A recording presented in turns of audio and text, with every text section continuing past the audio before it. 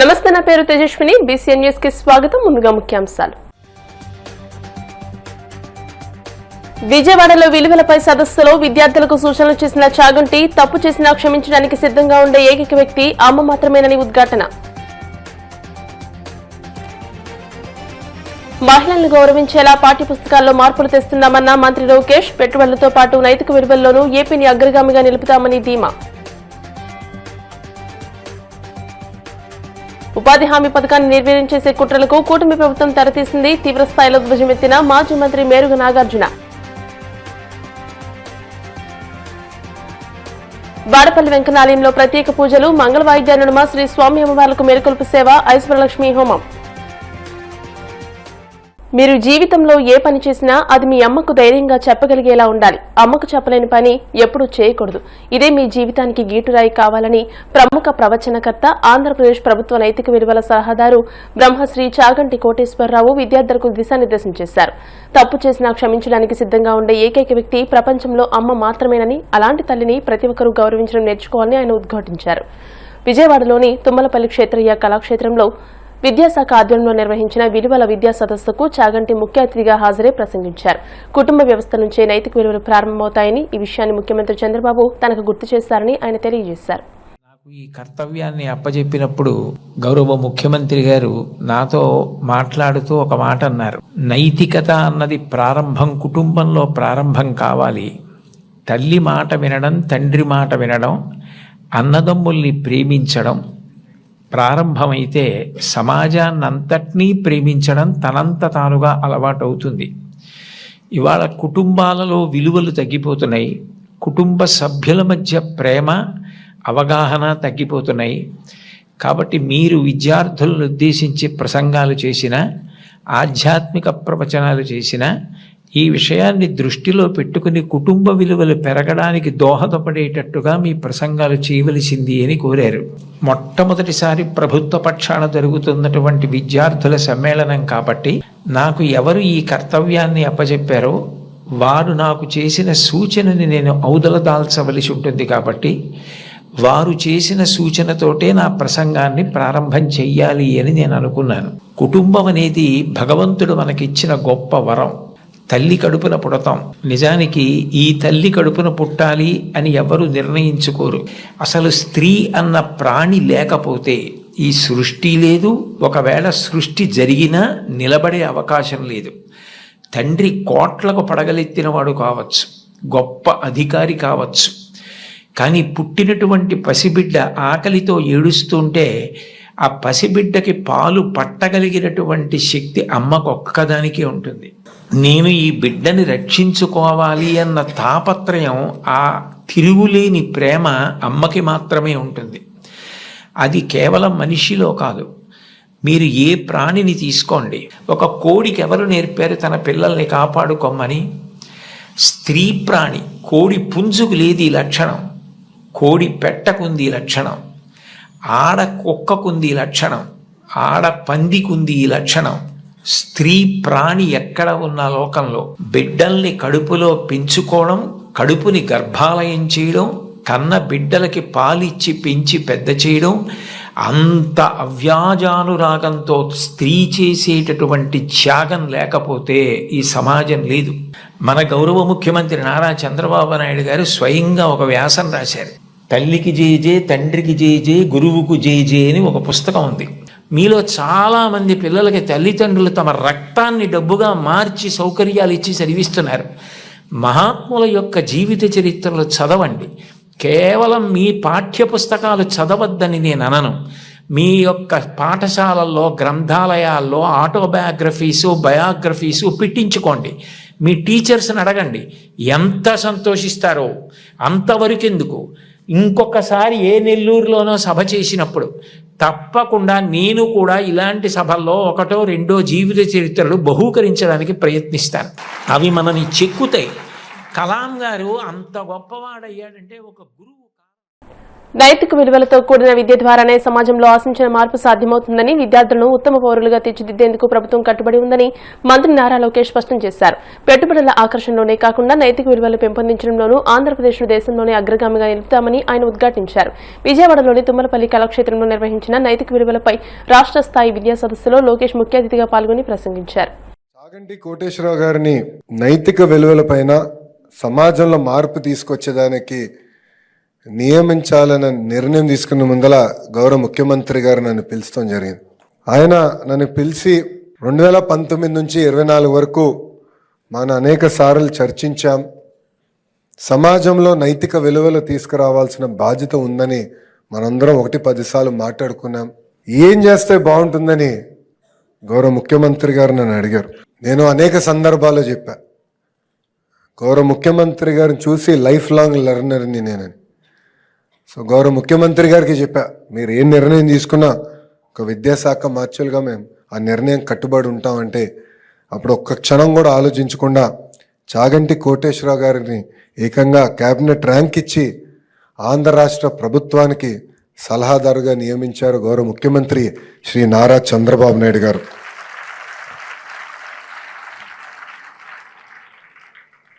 ఇది ఒక పవిత్రమైన బాధ్యత.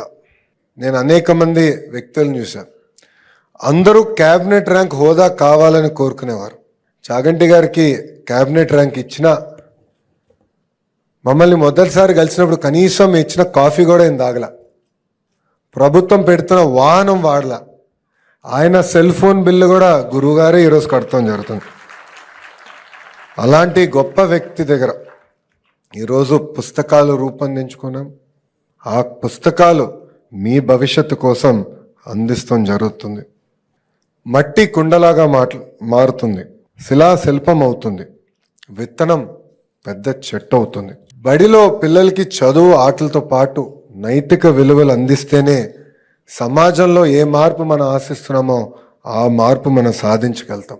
అటామిక్ ఎనర్జీ గురించి అందరు తెలిసిన విషయం. ఆ ఎనర్జీని బాంబులాగా వాడితే హిరోషిమా నాగసాగిలో జరిగిన విధ్వంసం మనందరం చూసాం.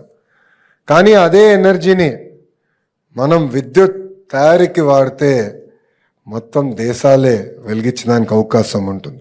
అలానే పిల్లల్ని కూడా సరైన మార్గంలో పెట్టాల్సిన బాధ్యత ఇక్కడున్న ఉపాధ్యాయులందరిపైన కూడా ఉన్నాయి. మహిళల్ని గౌరవించాలి, పెద్దల్ని గౌరవించాలి, పేదలకి సేవ చేయాలి. కులం, మతం, ప్రాంతం అన్న పదం మా ఇంట్లో రాకుండా చేశారు నా తల్లి భువనేశ్వరమ్మ. ఆమె ఎప్పుడు కష్టపడాలి, నీ వంతు ప్రజలకి సేవ చేయి అని నాకు చెప్తూ వచ్చారు. ప్రభుత్వం చేయాల్సింది మేము చేస్తాం, పుస్తకాలు రూపొందిస్తాం. చాగంటి గారు లాంటి గొప్ప వ్యక్తులతో ప్రవచనాలు వచ్చే విధంగా చేస్తాం. కానీ అది సరిపోదు. మార్పు అనేది మన ఇంట్లో మొదలవ్వాలి. తల్లిగా, తండ్రిగా మన పైన ఉన్న అతి పెద్ద బాధ్యత. తెలుగు భాషలో కొన్ని వాడక పదాలు ఉంటాయి. గాజులు తొడుకున్నావా, చీర కట్టుకున్నావా, అమ్మాయిలాగా ఏడవద్దు, ఇది ఎప్పుడు వాడినా నాకు చాలా బాధ కలుగుతుంది. అందుకే ఇక్కడున్న మహిళలందరూ చెప్తున్నా, మా చెల్లెమ్మలందరూ చెప్తున్నా, ఎవరన్నా ఇంట్లో కానీ ఇది వాడితే లోకేష్ అన్న చెప్పాడు ఇది వాడద్దు, వాడితే లోకేష్ అన్నే నేను పిలుస్తానని చెప్పాల్సిన బాధ్యత ఉంది.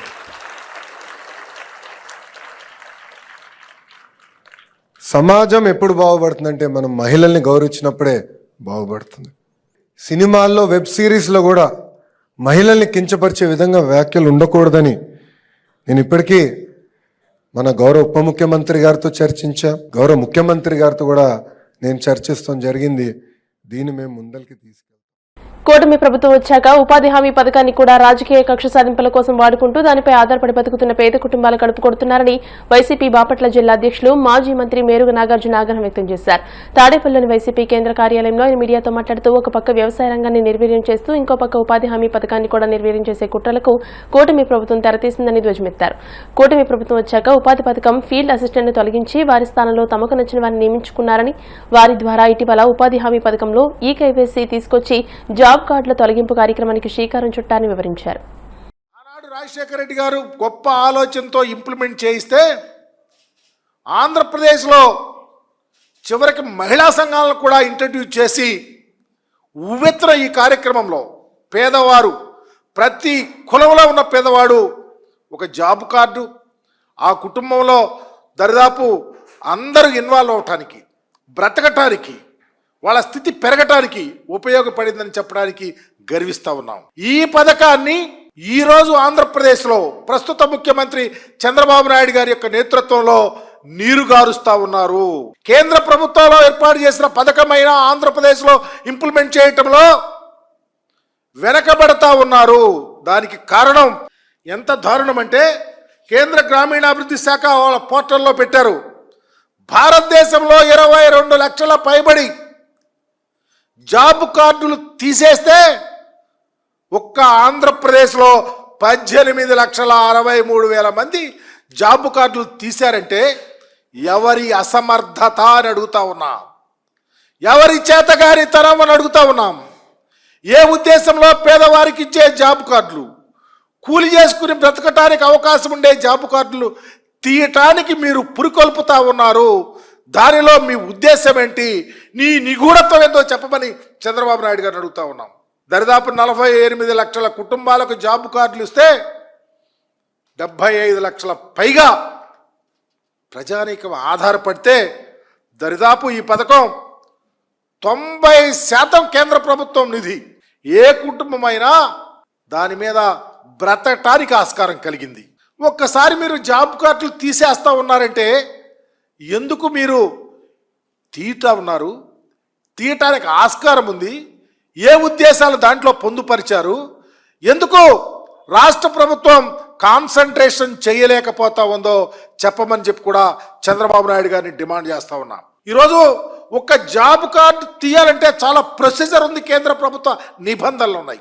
ఆషామాషిగా తీయాలంటే అయ్యేది కూడా కాదు. కానీ తీస్తా ఉన్నారంటే మీకు పేద ప్రజల మీద నిబద్ధత లేదు, పేద కుటుంబాల యొక్క స్థితిగతి పెరగటానికి మీకు ఇష్టం లేదు. మీ యొక్క సూడో మనస్తత్వానికి ఇది నిదర్శనమని కూడా తెలియపరుస్తా ఉన్నాం. ఎస్సీ సామాజిక వర్గాలకు సంబంధించి 18.7% మేరకు ఉపాధి కోల్పోతా ఉన్నారు. ఎస్టీలు అయితే 17.6% మేరకు 14 వరకు నష్టపోతా ఉన్నారు. మిగిలినటువంటి ఇతర కులాలు, అనేక మంది కులాల్లో పేదవారు 11.3 మేరకు ఉపాధి కోల్పోయి నష్టపోతూ ఉంటే వాళ్ళ కుటుంబాల యొక్క స్థితి ఎవరు బాధ్యత వహిస్తారని అడుగుతా ఉన్నాం. అయ్యా చంద్రబాబు గారు, మీ ప్రభుత్వం అధికారంలోకి వచ్చినాక వ్యవసాయమే దండగని ఆలోచనతో మీరు వచ్చారు.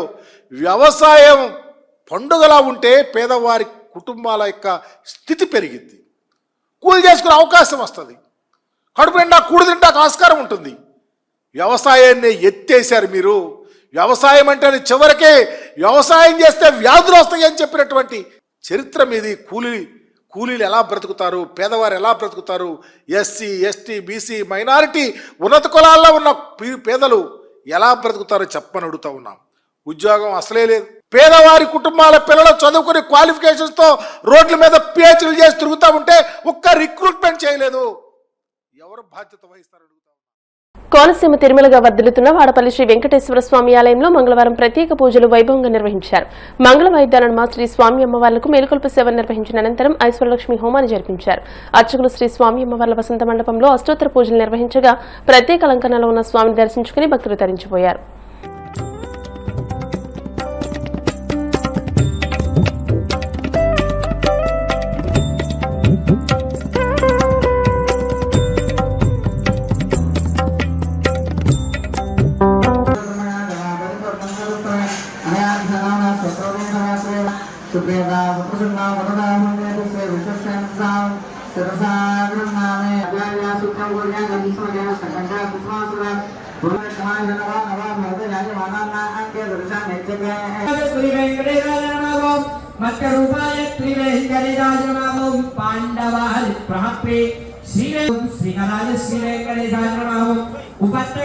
ఎక్కడా లేనటువంటి విధంగా స్వామివారు ఎర్రచందన స్వరూపుడుగా స్వయంభూగా మనందరికీ కూడా దర్శనమిస్తూ ఉన్నారు.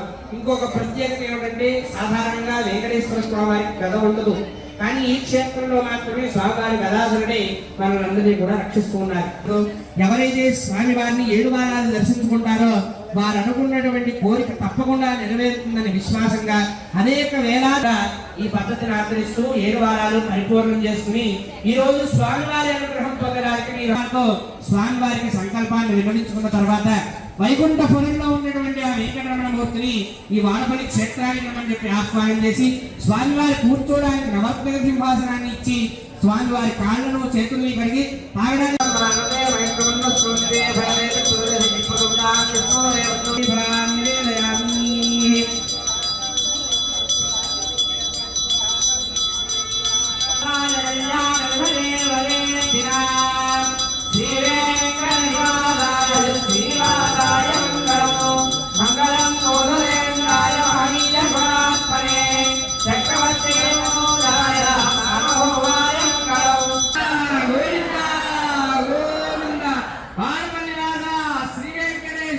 ఇప్పుడు కాసేపు ప్రకటనలు.